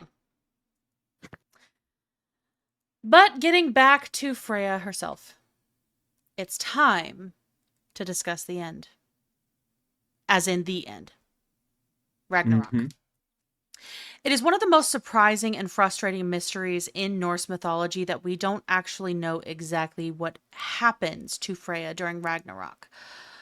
For a goddess so incredibly powerful and central to the Norse pantheon, her fate during the twilight of the gods is left completely unwritten in the surviving source materials like the Poetic Edda and Snorri Sturluson's Prose Edda. However, looking at the context of Ragnarok and what happens to the people closest to her, we can piece together a pretty good picture of where she is and what might have happened. While Freyja's fate is a blank page, her twin brother Freyr, his fate is a major set piece of the apocalypse. Freyr goes into battle against the fire giant Surtur because Freyr had previously given away his magic, self-fighting sword to win the hand of the goddess Grettir. He is forced to fight Surtur with nothing but an antler. He fights bravely, but is ultimately killed by the fire giant. I mean, that was a choice. I feel like of all the things he could have grabbed. Yeah. So, like, a fucking antler. We're like, guy. My dude. That's like, wild. A sword maybe would have been more helpful. I don't know. Correct. Maybe a bucket of water. A bucket of water. I don't know. But given how close the twins were, this would have been a devastating blow for Freyja. Surtur's flames then go on to engulf the entire world, burning Yggdrasil and destroying nearly everything. So, many mythological scholars actually lean towards the theory that Freyja survives Ragnarok. This theory is largely based on the fate of her father Njord. In the poem Vafthrudnismal, Odin plays a deadly game of trivia with a wise giant and asks what will happen to Njord. The giant reveals that while Njord was sent to the Aesir as a hostage, at the end of the world, Ragnarok, he will return home to the wise Vanir. Because Njord survives and goes back to Vanaheim, many historians believe it makes sense that Freyja, and perhaps the other Vanir gods who weren't on the front lines of the Aesir's doom, survived and returned home with him. The Vanir were deeply tied to the earth, nature, and the cycle of rebirth, which aligns perfectly with the fact that the world is reborn green and fertile after Ragnarok's destruction. But what about her army? Remember that Freyja has the first pick of the slain warriors, taking half of them to her field, Folkvengar, which Odin takes the other half to Valhalla. During Ragnarok, Odin's warriors, the Einarjar, marched out of Valhalla's gates to fight the forces of chaos along with the Aesir. But the texts are entirely silent on what Freyja's army does. Do they march out to fight alongside Odin's men? Do they stay behind to defend Folkvengar? Or do they act as a reserve force for the new world? The texts just don't say. But why would the original storytellers leave out the fate of such a major goddess? There are a couple of likely reasons. The easiest explanation is simply that there are lost texts. Many of the Germanic and later Norse myths were oral traditions for centuries before being written down. It is likely there was a story about Freyja at Ragnarok, but the poem detailing it was simply lost to time. Another reason could be the focus being more on the Aesir. The surviving accounts of Ragnarok are heavily focused on the patriarchal warrior-centric Aesir gods, Odin, Thor, Tyr, and Heimdall, and their mutual destruction with their greatest enemies. Freyja, as a Vanir goddess of magic, love, and fertility, may not fit into the specific blood-soaked poetic narrative that the skalds were trying to weave about the end of the world. So while we don't get a cinematic final stand for Freyja, the breadcrumbs left in the mythology suggest that the Lady of the Vanir might have outlived the apocalypse to see the world begin anew. On our journey today, we have delved into all of the different stories depicting Freyja, and in doing so, we've done a lot, not only to flesh out her character, but that of the people that worshipped her. Though we can see her values and perhaps even glimpse a distant past that was never written down and forgotten. But unlike many other European depictions of goddesses like her, Freyja is depicted not only as powerful but benevolent, and having a level of autonomy and respect unheard of in many cultures before and after hers. And if she really is Golvik, then there is perhaps an irony that she was burned for her use of magic, accused of being a greedy witch, and that transformed her into something far greater. It's the story that unfortunately did not happen historically for women who were burned in the real world for similar transgressions, real or otherwise. Hers is a story of hope, even if we don't know what happened to her at the end. We'd like to think that she survived and helped usher in that beautiful new world. After all, she had survived death at least 3 times already. So what's one more time, right? If you like what you heard today, please give us a positive review on whatever platform you listen to this podcast on. It goes a long way for us to appease the algorithm gods and get this suggested to others just like you. The more we can connect with our fellow history nerds, the more we can build up a community and keep this show going. Also, we have a Patreon where you can hang out with us and get exclusive content, like videos where we might try to make ancient recipes, talk about topics that couldn't fit into the main arcs of the podcast, and just generally being batshit and dumpster fires, all for the price of a latte per month. Research materials and books cost a lot of money, and it takes a lot of time to create this show, so anything that you can provide would be a huge help. We can't wait to see you again next week, and as always, thank you for listening. Bye for now. Bye, guys.